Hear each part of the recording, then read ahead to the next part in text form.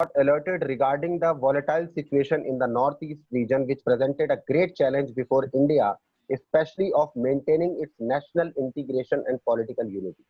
यानी कि बड़ी विडंबना की बात है भाई, आपके देश को आजादी मिली 1947 में। जवाहरलाल नेहरू आपके देश के प्रधानमंत्री बने हुए थे 1947 से, और 1962 जब 15 साल हो गए थे नेहरू साहब को प्रधानमंत्री बने, तब तक उन्हें इंडियन नॉर्थ ईस्ट रीजन की इंपॉर्टेंस ही नहीं पता। तब तक उनको ये पता ही नहीं था कि भारत का जो नॉर्थ ईस्टर्न हिस्सा है, जिसमें ये 7 स्टेट्स आती हैं, स्पेशली अरुणाचल प्रदेश वाला भाग जो है, वो बहुत वॉलेटाइल है। वॉलेटाइल मतलब बहुत वल्नरेबल सिचुएशन में। बताइए, 17 ईयर्स तक उनको ये पता ही नहीं था कि चाइना उस पर नजर गड़ के बैठा हुआ है, जबकि चाइना वो बात 1945 से पहले कहता आ रहा है कि अरुणाचल हमारा है, लद्दाख हमारा है। वो तो पूरे लद्दाख को, यानी कि अब आप सोचिए कि कितने कितने किस लेवल पे लाइट लिया गया है इस मैटर को। अब जब चाइना ने अपना काम कर दिया, ऑफिशियल रिकॉर्ड्स के अकॉर्डिंग 38,000 स्क्वायर मील जमीन उड़ा के ले गया वो, बट अकॉर्डिंगली जो मेरा डिटेल है वो 72,000 के नियर बाय है। जब चाइना उतनी जमीन लेकर चला गया, तब हमारे देश की सरकारों को पहली बार समझ में आया कि भाई नॉर्थ ईस्टर्न रीजन तो काफी वॉलेटाइल स्टेट में है, और ये तो इंडिया के लिए बहुत बड़ा चैलेंज है, और इसको तो हमें अपने आप से जोड़कर रखना है। क्योंकि चाइना अगर इसको पूरा अलग कर दिया चाइना ने हमसे, तो हमारी नेशनल इंटीग्रेशन पर खतरा हो जाएगा, और हमारी पॉलिटिकल यूनिफिकेशन जो है उस पर भी डेंजरस, आई थिंक आप कह सकते हैं dangerous fly will be moving upon. तब इनको समझ में आया कि नॉर्थ ईस्टर्न पार्ट पर ध्यान दो, अदरवाइज भारत तोड़ दिया जाएगा। भारत की जो राजनीतिक अक्षम्यता है उसको तोड़ दिया जाएगा। Indian political unity will be destroyed. Second point, therefore the process of reorganization started very soon after the China war। एक रीऑर्गेनाइजेशन भाई साहब वल्लभ भाई पटेल साहब के टाइम पे हुआ था, जब उन्होंने 520 से ज्यादा प्रोविंसेस को एक साथ किया था। अब उसके बाद रीऑर्गेनाइजेशन की तो जरूरत ही नहीं थी किसी को भाई, because already all the states were merged in India by one और द अदर एग्रीमेंट। तो सब इंडिया में थे। अब आपने 16-17 ईयर्स तक की गलती की कि आपने नॉर्थ ईस्टर्न इंडिया को अपना भाग ही नहीं माना। उसके बाद अगर वो लोग कहने लगे कि हम अपने आप को भारत का हिस्सा नहीं मानते, तो क्या गलत है? वो आज भी कहते हैं। अब तो खैर जब से 2014 से मोदी गवर्नमेंट आई है, तब से आई थिंक उनको काउंट किया जा रहा है, तो तब से उनकी कंप्लेंट्स काफी कम हो गई है। Otherwise before 2014 they used to straight away say that we are not part of India, because there was India when we were being exploited by China, when we were being exploited by Myanmar। तो सही। तो अब क्या है, इसीलिए so called नाटक किया गया कि भाई हमें रीऑर्गेनाइजेशन की जरूरत है। कौन सा रीऑर्गेनाइजेशन चाहिए भैया? आप ऑलरेडी ऑर्गेनाइज वे में सारी चीजें आपकी सेटअप में, आप रीऑर्गेनाइज दोबारा कर रहे हैं उसको। क्यों? क्योंकि आपसे अपना ही ऑर्गेनाइज वे, जो आपका एक ऑर्गेनाइज सेटअप था, वो संभाला नहीं गया, उसको आप रीऑर्गेनाइज कर रहे हैं। चलिए ठीक है। एज अ रिजल्ट फैसला लिया गया कि अब हम रीऑर्गेनाइजेशन का प्रोसेस स्टार्ट करेंगे soon after the China war. हम सारी स्टेट्स को कितनी इंपॉर्टेंस कैसे देनी चाहिए उसकी हम प्रेफरेंसेस सेट करें। फैक्ट चेक आ जाते हैं। आप कहोगे सर ये सिर्फ बोलने में बात आई या कुछ रिजल्ट भी निकले इसके? देख लेते हैं। Fact check, Nagaland was granted statehood. Nagaland को राज्य का दर्जा दिया गया। उससे पहले Nagaland was not granted as a statehood, it was a part of Meghalaya. तो नागालैंड को स्टेट का दर्जा दिया गया। ये पहला स्टेप उठाया इन्होंने साहब। Next point, Manipur and Tripura union territories then were given the right to their own legislative assembly. Manipur and Tripura जो उस वक्त तक यूनियन टेरिटरीज थे, जैसे कि आज दमन एंड दीव है, दादरा एंड नागर हवेली है, दिल्ली है, ये सब चंडीगढ़ है, all these are union territories. तो उस वक्त तक टिल चाइना इन्वेजन 1962-1963 तक मणिपुर और त्रिपुरा दोनों ही यूनियन टेरिटरीज थे। But after China invasion Manipur और त्रिपुरा दोनों को अपने अपने स्टेट के अंदर अपनी लेजिस्लेटिव असेंबली को बनाने का अधिकार दे दिया गया। एक तरीके से डायरेक्ट और इनडायरेक्ट तरीके से स्टेट का दर्जा दे दिया गया, ये कह सकते हैं। Seventh point of this chapter is Wars and peace with Pakistan, most heated and most hated and most loved topic of Indian. Pakistan के साथ अब भारत के रिश्ते कैसे रहे देख लेते हैं। Wars and peace with Pakistan, युद्ध और शांति किसके साथ? पाकिस्तान के साथ। पहली बात तो जहां पाकिस्तान का नाम आता है वहां शांति का नाम आ नहीं सकता, बट ठीक है, बुक कह रही है तो हम उसको रेस्पेक्ट देते हैं। We should study what was the situation with India and Pakistan when India and Pakistan got divided, and what is the situation after being proceeded upon, and what is the situation now। what was the situation being proceeded after that, and now what is the situation between India and Pakistan? Present situation के बारे में तो आप फिर भी काफी कुछ जानते होंगे, बट इंडिया और पाकिस्तान के बीच में जो कंडीशन रही है आज तक, उसकी लेगेसी को हम डिस्कस कर लेते हैं। पहले लेगेसी क्या होती है? इतिहास। पहला point, the conflict started just after partition over the dispute on Kashmir. देखिए, लोगों का असल में तो वैसे कहना है कि भाई पाकिस्तान के साथ भारत का जो डिस्प्यूट था वो तभी से स्टार्ट हो गया था जब इंडिया पाकिस्तान डिवाइड हुए थे। बट बुक कह रही है कि इंडिया और पाकिस्तान डिवाइड हुए, डिवाइड होने के बाद जैसे ही इंडिया पाकिस्तान डिवाइड हुए, भारत का पाकिस्तान के साथ, ये मैं कहूँ पाकिस्तान ने भारत से झगड़ा तभी मोड़ ले लिया।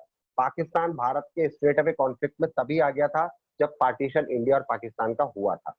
आप कहोगे किस मुद्दे पर? Over the dispute of Kashmir. Understood, क्योंकि कश्मीर एक इंडिपेंडेंट स्टेट चाहता था अपनी, ठीक है ना, वो इंडिया में आना चाहता था ना वो पाकिस्तान में जाना चाहता था, ठीक है, और इंडिया ने उसकी विल की respect. Sardar Vallabh Bhai Patel told that okay if you want to be an independent state then it's okay, but Pakistan उसको इंडिपेंडेंट नहीं रहने देना चाहता था। पाकिस्तान ने अपने ट्राइबल्स, अपने कबीले और अपने जंगलों में रहने वाले जो आप समूह के लोग होते हैं उनको भेज दिया धनाती कट्टा लेके, जिसके हाथ में जो है वो जाओ, मारो, काटो, खत्म करो वहां से राजशाही हरि सिंह की, और उसको अपने पाकिस्तान में ले लो। तब जाके राजा हरि सिंह जी ने वल्लभ भाई पटेल जी के सामने गुहार लगाई।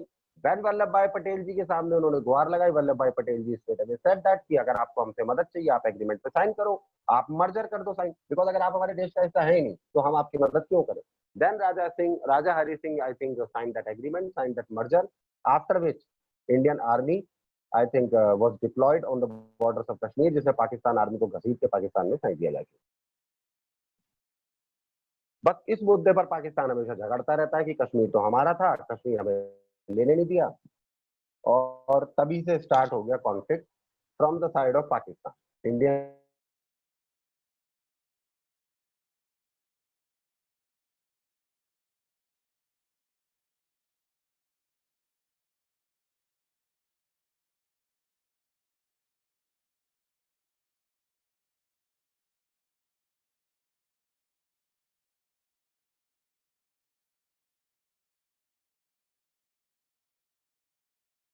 किसके बीच में? इंडियन आर्मी के बीच में और पाकिस्तान आर्मी के बीच में। उसके बाद ये मुद्दा कहाँ गया? यूएन में गया। इनिशियल स्टेज में ही ये जो इशू था वो यूएन में चला गया। Hence, leading Pakistan soon emerged as the most critical factor in India's relations with the US and subsequently with China also. और एज अ रिजल्ट तब से लेकर पाकिस्तान आज तक भारत के लिए राहु बना हुआ है।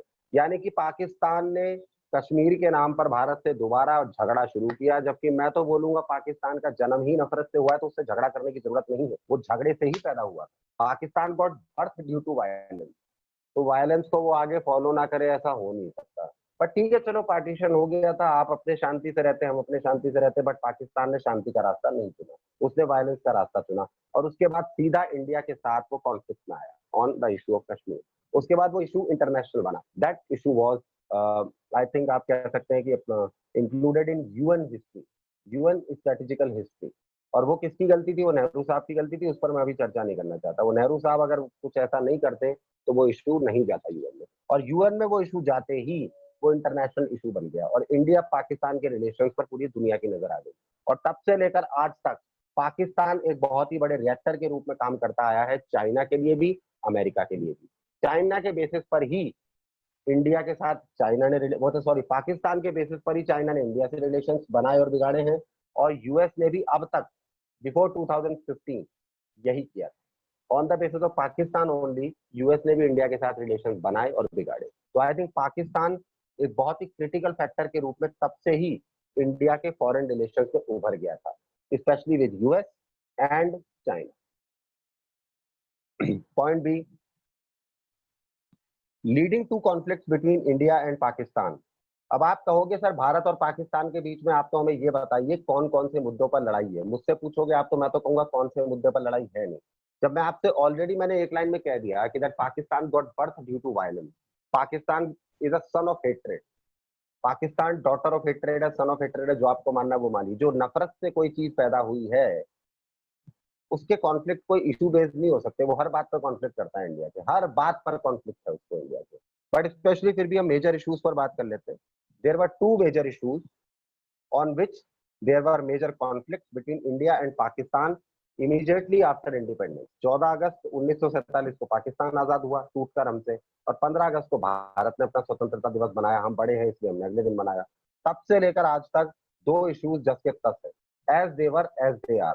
What first is the Kashmir conflict. Kashmir conflict तो खत्म था ही कर दिया है मोदी जी ने और अमित शाह जी ने, वो अलग बात है, पाकिस्तान आज भी उसके गाने गाता है।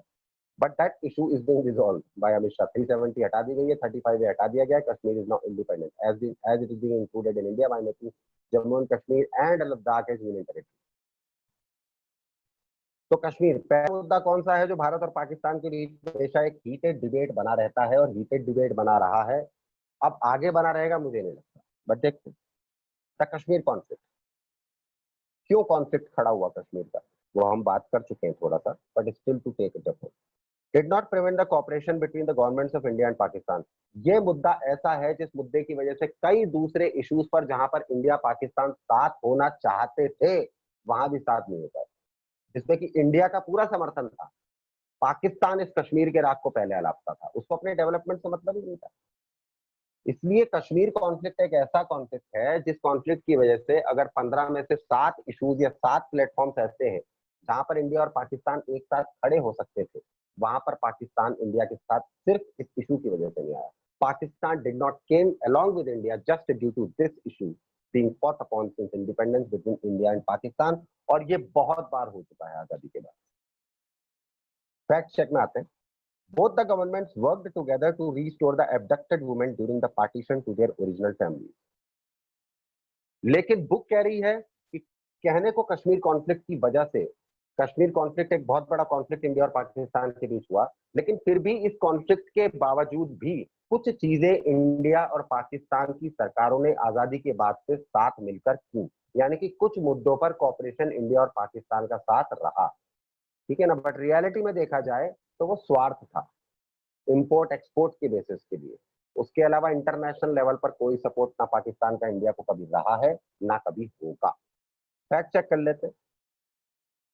जैसे आजादी के बाद, अब आपको अच्छी तरह पता है आजादी के बाद बुक तो बोल रही है एब्डक्टेड वुमेन। एब्डक्टेड वुमेन मतलब कहते हैं ना कि जब भी कोई युद्ध होता है तो औरतें पहले नजर आती हैं। Women is the most weakest point after war. कोई हारता है वॉर में तो उसको भी वही, आई थिंक उसकी भी वुमेन को जो है कैप्टिवेट किया जाता है। जो जीतता है वो भी सबसे पहले यही काम करता है, that captivate the women and after that children of the side which has लूजन in the war.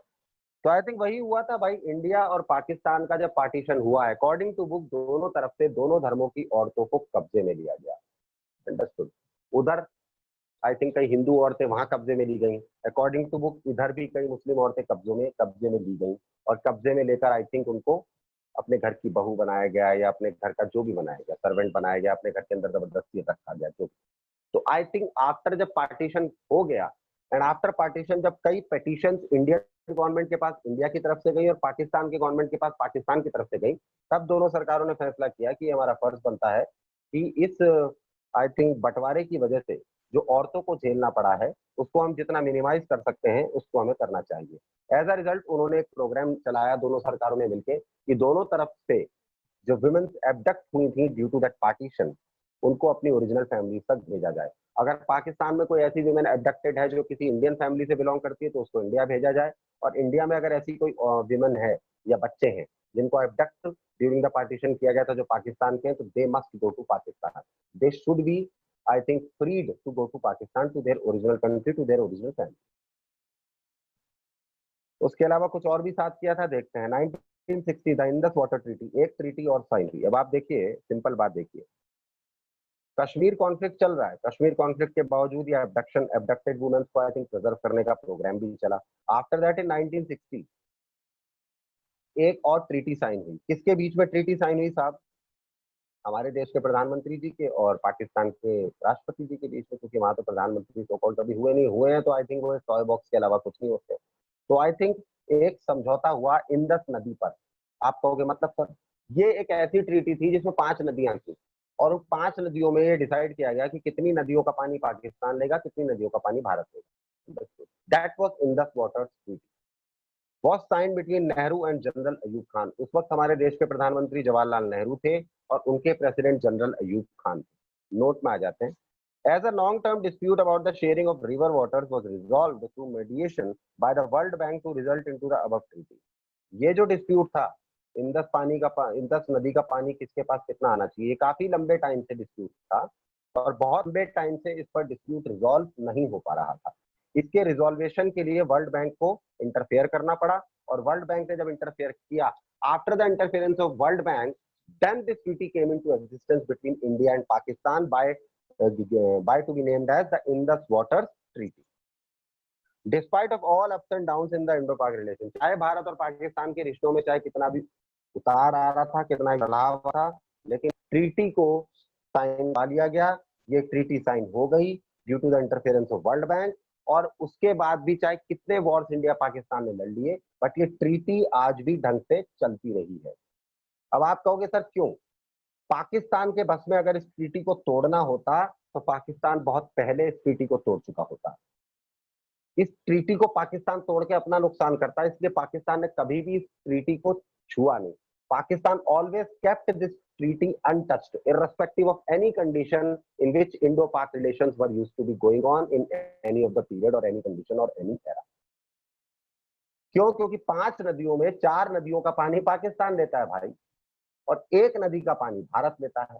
यानी कि टोटल प्रोपोर्शन की अगर मैं बात करूं, 81.6% of the water of Indus is being taken by Pakistan and only 19% water Bharat का था, और वो भी भारत ने 19% पानी पाकिस्तान को दे दिया।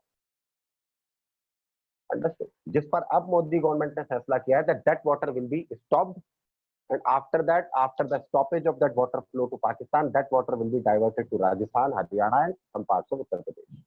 आप सोचिए, अपना पानी भी हम उनको दे रहे हैं ट्रीटी के तहत, तो पाकिस्तान उस ट्रीटी को क्यों तोड़ेगा भाई? तो इसलिए ये ट्रीटी आज तक अच्छे से चली है। तो this was the first conflict, Kashmir conflict. Second conflict कौन सा था जो इंडो पाकिस्तान के बीच में आई थिंक एक बहुत ही बड़े लेवल पर आता है? Armed conflict. आर्म्ड कॉन्फ्लिक्ट तो 3 बार हो चुके हैं इंडिया के, पर आई थिंक पहली बार कब हुआ था? बिगैन इन 1965। सेनाओं का जो उपद्रव है भारत पाकिस्तान के बीच, वो स्टार्ट हुआ 1965। It started in 1965। Second point, Lal Bahadur Shastri ji was the prime minister. उस वक्त भारत के प्रधानमंत्री लाल बहादुर शास्त्री जी थे। अब आप खुद दिमाग लगाइए, जवाहरलाल नेहरू जी 17 साल तक पीएम रहे टिल 1964, फ्रॉम 47 टू 64। तब तक आर्म्ड कॉन्फ्लिक्ट नहीं हुआ। नेहरू साहब गए, लाल बहादुर शास्त्री जी आ गए, अगले ही साल आर्म्ड कॉन्फ्लिक्ट हो गया। क्यों भाई?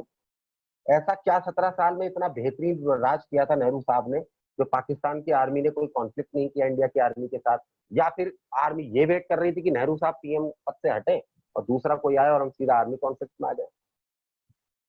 बहरहाल उस वो चर्चा का विषय है। It is a point of very elaborative discussion, वो हम अभी नहीं कर सकते, बट मैं इतना बता सकता हूँ दैट पहली बार आर्म्ड कॉन्फ्लिक्ट इंडिया पाकिस्तान का 1965 में स्टार्ट हुआ। उससे पहले भारत की फौजों का आपस में कोई पंगा नहीं था, एक भी सैनिक एक दूसरे की फौज ने नहीं मारा था ऑफिशियल तौर से। Now coming on to analysis. First point analysis कर लेते हैं।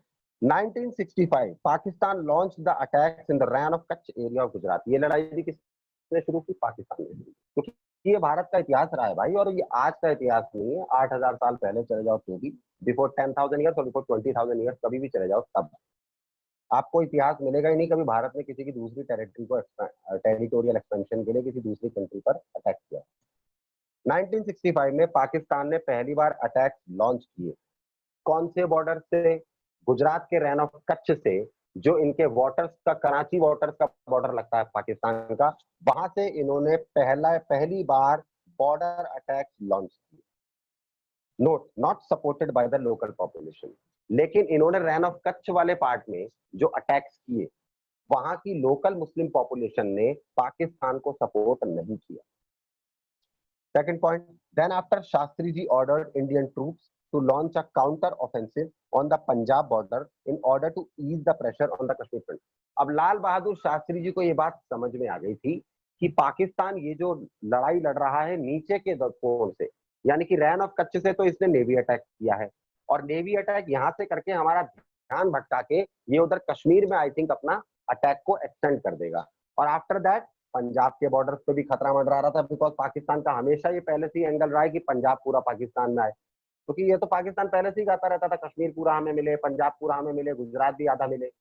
तो इसीलिए उसने अटैक किया कहां से, कराची वाटर्स से। कराची वाटर्स लगते हैं रैन ऑफ कच्छ से, वहां से उन्होंने अटैक किया। आफ्टर दैट उनका टारगेट था कि यहाँ पर इंडियन नेवी और इंडियन एयरफोर्स बिजी हो, हम कश्मीर में अपने वॉर जोन को क्रिएट कर दें। And after creating a war zone इन कश्मीर, हम जो है कहाँ अटैक कर देंगे, पंजाब बॉर्डर पे। लेकिन शास्त्री जी चालाक थे, तो समझते थे।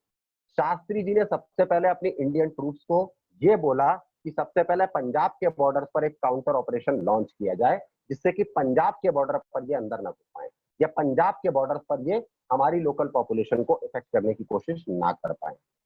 क्योंकि उनका ये कहना था कि पंजाब इज अ मीडियम, या Punjab is a state which is in between as compare to, मतलब as according to the study of borders of India and Pakistan also, ऊपर कश्मीर, नीचे गुजरात, रैन ऑफ कच्छ, बीच में पंजाब आता है। तो उन्होंने कहा था पंजाब पे अपनी ट्रूप्स को डिप्लॉय किया जाए, जिससे कश्मीर फ्रंट पे थोड़ा सा प्रेशर ईज हो जाएगा, पाकिस्तान को लग जाएगा कि इंडिया अलर्ट पर है। क्योंकि ऑब्वियसली 1962 की गलती जब हुई थी, शास्त्री जी कैबिनेट में भले ही नहीं थे, लेकिन कांग्रेस पार्टी के मेंबर जरूर थे, उनको पता था क्या गलती नेहरू साहब ने की है। वो अलग बात है, वो उनके सीनियर थे, वो उनकी रेस्पेक्ट करते थे, इसलिए उन्होंने कभी उस पर खिलाफत नहीं की। बट इस बार वो पूरे तैयार थे। The above resulting into a fierce battle where the Indian army reached near by close to Lahore. अब ये क्या हुआ, पाकिस्तान ने सोचा जो था इंडिया के साथ करने का, इंडिया पाकिस्तान के साथ कर गया। पाकिस्तान ने अटैक किया किधर, रैन ऑफ कच्छ बेल्ट से, ठीक है। उसके बाद उन्होंने सोचा था कि रैन ऑफ कच्छ बेल्ट पे इंडियन फोर्सेस हमें जो है जब काउंटर करेंगी तो हम कश्मीर पे अटैक कर देंगे, ठीक है। इंडियन आर्मी कहां पर डिप्लॉय हो गई, पंजाब बॉर्डर पे। पंजाब बॉर्डर पे पाकिस्तान की आर्मी वैसे ही कम थी, तो पंजाब बॉर्डर पे इंडियन आर्मी ने इतना भयंकर अटैक किया कि घसीटते हुए पाकिस्तान की आर्मी को लाहौर तक ले गई, जिसकी वजह से कराची बॉर्डर से भी उनकी नेवी भागी, कश्मीर से भी उनकी आर्मी भागी, सब पंजाब बॉर्डर पे आके इंडिया की आर्मी से भिड़ने लग गए, जिसके बाद इंडियन आर्मी को कंट्रोल करना अनकंट्रोलेबल हो चुका था। और भारत ने उस युद्ध के बाद कुछ कुल मिला के कुछ ही दिनों में लाहौर तक पाकिस्तान को कब्जे में ले लिया। Next point, the UN intervened to end the hostility between the two countries. War शुरू किया किसने, पाकिस्तान ने। जब लाहौर की टेरिटरी तक जब इंडिया पहुंच गया, when Indian army got entered into the territory of Lahore, उसके बाद पाकिस्तान रोता रोता यूएस के पास गया। यूएस के पास गया तो यूएस ने यूएन में उसको रेफर किया। यूएन में रेफर किया तो जवाहरलाल नेहरू जी की पुरानी गलती सामने आई, और यूनाइटेड नेशंस ने उन्हीं के दिए हुए स्टेट को रेफरेंस बनाकर इंटरफेयर किया और इंडिया को अपने एक्शन पर हॉल्ट करने के लिए मजबूर कर दिया। और जहां तक इंडिया ने लड़ाई लड़ी, जहां तक इंडियन आर्मी पहुंची, वहीं से इंडियन आर्मी को वापस आने का निर्देश दिया गया। बताइए आप। उसके बाद इंटरनेशनल लेवल पर प्रेशर इंडिया पे बनाया जाने लगा कि भाई आपने अगर लाहौर तक अपनी टेरिटरी एक्सटेंड की है तो इसके बाद आपको एक एग्रीमेंट में आना पड़ेगा। अब आप कहोगे सर लाहौर तक जब हमने टेरिटोरियल एक्सपेंशन कर लिया था, हमने छोड़ क्यों दिया? क्योंकि ये पहले से ही हमारी नीति रही है कि हम किसी का खाते नहीं है भाई। हमने पाकिस्तान को वो एरिया दे दिया तो दे दिया, क्योंकि हमारा ही दिया हुआ था, तो उनसे क्या झगड़ के उस चीज को दोबारा लेना। That's why India didn't fought upon that. But after that international pressure बहुत फियर्स लेवल पर बढ़ने लगा इंडिया पर, और लाल बहादुर शास्त्री जी को मजबूरी में एक एग्रीमेंट में आना पड़ा, and that agreement was named as Tashkent agreement, signed in 1966। ये एग्रीमेंट कब साइन हुआ था? 1966, in 1966, brokered by the Soviet Union. किसने इस एग्रीमेंट को साइन करने के लिए ब्रोकरशिप यानी कि मीडियमशिप यानी कि बिचौलियापन निभाया था? वो था Soviet union. Soviet Union became the mediator between India and Pakistan to get both the countries into this agreement in Tashkent। और ताशकंद कहां पर पड़ता है? वो सोवियत यूनियन में ही पड़ता था। Third point, sign between Indian prime minister Lal Bahadur Shastri ji and Pakistan general Ayub Khan. और सिग्नेचर किसने किए थे इस एग्रीमेंट पर? भारत के उस वक्त तत्कालीन यानी कि तथाकथित प्रधानमंत्री लाल बहादुर शास्त्री जी ने, और पाकिस्तान के जनरल उस वक्त कौन थे? श्रीमान जनरल अयूब खान, प्रेसिडेंट जो थे पाकिस्तान के। उन दोनों के बीच में ये एग्रीमेंट साइन हुआ। Last point for today, final verdict. इस पूरी की पूरी लड़ाई का, पूरे के पूरे युद्ध का, पूरे के पूरे सिनेरियो का जो 1965 में हुआ, इसका फाइनल वर्डिक्ट क्या निकल के आता है? Let's see. Despite of inflicting considerable military loss in Pakistan, the 1965 war added to India's already difficult situation to make it a greater difficult situation। अब आप सोचिए, युद्ध किसने स्टार्ट किया था? पाकिस्तान ने स्टार्ट किया। हमने क्या किया था? काउंटर किया। उन्होंने क्या किया था? जालसाजी की थी। हमने क्या की थी? उनकी जालसाजी को तोड़ा था अपनी प्लानिंग से, ठीक है। उन्होंने क्या किया था, उन्होंने हमारी टेरिटरीज को एक्सपैंड करने की प्लानिंग बनाई थी। हमने क्या किया, अपनी टेरिटरीज को तो बचाया ही बचाया, उनकी टेरिटरी में लाहौर तक और घुस गए। ठीक है, तो उसके बाद अगर एग्रीमेंट होता है इंडिया और पाकिस्तान के बीच में, तो किसको फायदा होना चाहिए और किसको नुकसान होना चाहिए, ये तो मुझे आपको बताने की आई थिंक जरूरत नहीं पड़ेगी। बट दुख की बात देखिए, लड़ाई शुरू की पाकिस्तान ने, लड़ाई को अंजाम तक पहुंचाया इंडिया ने, जिसमें कि लाहौर तक इंडिया चला गया। लेकिन ताशकंद एग्रीमेंट साइन होने के बाद, जो 1965 में एग्रीमेंट साइन हुआ, इस 1965 के वॉर के बाद इस एग्रीमेंट की वजह से इतना बड़ा नुकसान झेलने के बाद भी पाकिस्तान फायदे में रहा, क्योंकि पहली बात, पाकिस्तान की सारी टेरिटरीज उसे वापस मिल गई। दूसरी बात, पाकिस्तान को इतना बड़े लेवल पे मिलिट्री हुआ था, फिर भी उसके सारे मिलिट्री जोन, उस सारी मिलिट्री लैंड उसको वापस मिल गई। ठीक है, जिसकी वजह से दुश्मन तो पाकिस्तान पहले था ही, साथ में अंतरराष्ट्रीय स्तर पर दबाव में आके जब भारत को पाकिस्तान को सारी टेरिटरीज वापस देनी पड़ी और अपनी ओरिजिनल पोजीशन पर आना पड़ा और आगे चलकर जो है म्यूचुअल लेवल पर फैसले लेने की जो है समझौते पर साइन करना पड़ा। इसकी वजह से पाकिस्तान घमंड में और आ गया कि हम तो इन पर अटैक भी करेंगे, ये हमारे घर में भी आ जाएंगे, हम इनको फिर भी घर से बाहर निकाल फेंक सकते हैं। जिसकी वजह से भारत की पाकिस्तान के साथ जो ड्रास्टिक सिचुएशन पहले थी, उससे भी ज्यादा डेंजरस और ग्रेटर डिफिकल्ट सिचुएशन में ये रिलेशंस आ चुके थे। For today, I think it's complete. Kindly come onto the screen. If there is any doubt, then you can take it upon.